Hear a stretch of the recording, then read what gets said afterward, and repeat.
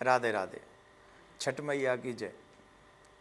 हमारे बिहार में और पूर्वांचल में, या आजकल तो हम ये कह सकते हैं कि पूरे ही देश में या विदेशों में भी छठ मैया का त्यौहार बड़ी धूमधाम से मनाया जाने लगा है। ये छठ मैया का त्यौहार हम सबको रिद्धि सिद्धि प्रदान करता है। सुहागिनें माताएं बहन भाई भी इस व्रत को कर सकते हैं, ऐसा पुराणों में भी सुनने को मिला है, पढ़ने को मिला है। मैं आप सबको ये बताना चाहता हूँ कि 4 दिन का ये व्रत, 4 दिन का ये त्यौहार बड़ी धूमधाम से मनाया जाता है, जिसमें प्रथम दिन को हम लोग नहाया खाया कहते हैं। मतलब स्नान के बाद हम माताएं बहन जो सुहागिनें हैं वो सब प्रसाद बनाती हैं और उसमें प्रॉपरली दाल, चने की और चावल और कद्दू की सब्जी ही, वो भी शुद्ध घी में, देसी घी में ही वो बनाती हैं और फिर उसको ग्रहण करती हैं। ये पहले दिन का रहता है। फिर दूसरे दिन का रहता है खरना। खरना आप ये कह सकते हैं खीर। पूरे दिन व्रत रख के वो शाम को उस खीर को जो बनाती हैं वो बहुत सुंदर उसका तरीका है। उसको मिट्टी के चूल्हे पे आम की लकड़ियों के साथ वो खीर बनानी पड़ती है और खीर में पानी नहीं होता, दूध में ही वो खीर बनेगी और फिर उस खीर को वो माताएं बहन या वो जो व्रती लोग हैं वो उसे ग्रहण करते हैं।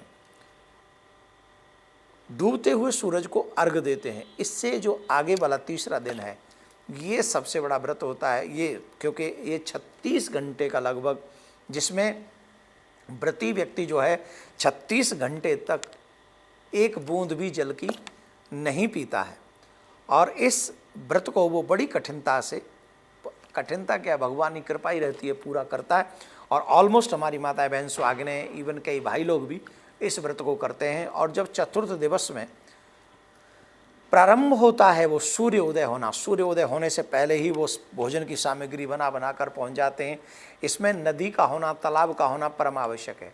वो नदी और तालाब पर जाती हैं, उगते हुए सूर्य को जल देती हैं, अर्घ देती हैं और उसके बाद वो कुछ प्रसाद ग्रहण करती हैं। इस तरीके का 4 दिवसीय जो उत्सव है छठ मैया का ये पूर्ण होता है। पूर्व काल में प्रियव्रत नाम के एक राजा थे और उनकी कोई संतान नहीं थी।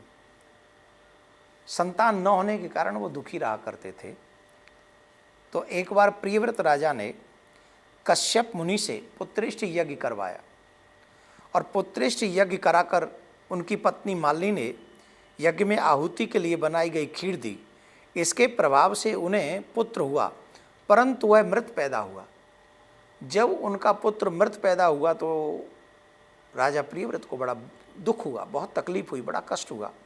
तो उस पुत्र को बहाने के लिए वो नदी के तट पर जब गया तो वो इतना विह्वल हो गए थे कि उनको लगा कि मैं भी अब जीवित रह के क्या करूँगा, जब बिना पुत्र से गति, लोग के बिना पुत्र के गति होती नहीं गृहस्थियों की, तो मैं भी जीवित रह कर क्या करूँ। तो उनके भी मन में प्राण त्यागने की इच्छा उत्पन्न हुई। तो उसी समय भगवान की मानस कन्या देवसेना प्रकट हुई और कहा, सृष्टि के मूल प्रवृत्ति के छठे अंश से मैं उत्पन्न होने के कारण षष्ठी कहलाती हूँ। राजन, तुम अपने प्राण त्यागने की बात मत करो, तुम मेरी पूजा करो, अवश्य ही तुम्हें तुम्हारा पुत्र प्राप्त हो जाएगा। और ना सिर्फ मेरी पूजा करो अपितु मेरी पूजा करने के लिए इस संसार के लोगों को प्रेरित भी करो। राजा ने ऐसा ही किया तो राजा को प्रसन्नता हुई। राजा ने छठी का ये व्रत प्रारंभ किया और इस छठी के व्रत का वर्णन हमारे पुराणों में कई जगह आता है। पहले इसको कर्ण ने भी किया हुआ है। जब वो पांडव जुए में सब कुछ हार गए थे उस समय द्रौपदी जी ने भी इस व्रत को किया हुआ है। ऐसे ही अनेकों अनेक पुराणों में इनका प्रमाण मिलता है छठ मैया के पूजा का। तो इसको प्रॉपरली हम लोग जो कहते हैं कि सूर्य भगवान की उपासना है। जो मनुष्य सूर्य भगवान की उपासना करते हैं, जैसे मैं आपसे हमेशा कहता हूँ जल चढ़ाओ, सूर्य भगवान को अर्घ दो, उसके पीछे क्या है, जो भी व्यक्ति सूर्य की उपासना करता है सूर्य उन्हें आरोग्यता प्रदान करते हैं। तो सूर्य की उपासना के साथ साथ छठ मैया की जो पूजा करती है उसका विधान क्या है, उसको कैसे करना चाहिए, इन कुछ चीज़ों का अगर हम पालन कर लें तो छठ मैया हमें जी भर के प्रसन्न होकर जो हम चाहते हैं वो हमें प्रदान करती हैं। बच्चों की प्रसन्नता, बच्चों की दीर्घायु होना, सुहागिन का सुहाग अमर होना और जो हमें घर की सुख समृद्धि चाहिए सब हमें छठ मैया देती हैं। तो हमें कुछ नियमों का पालन करना चाहिए। मैं आपको कुछ नियम बता देता हूँ और इसमें एक और चीज़ आप समझ लीजिए।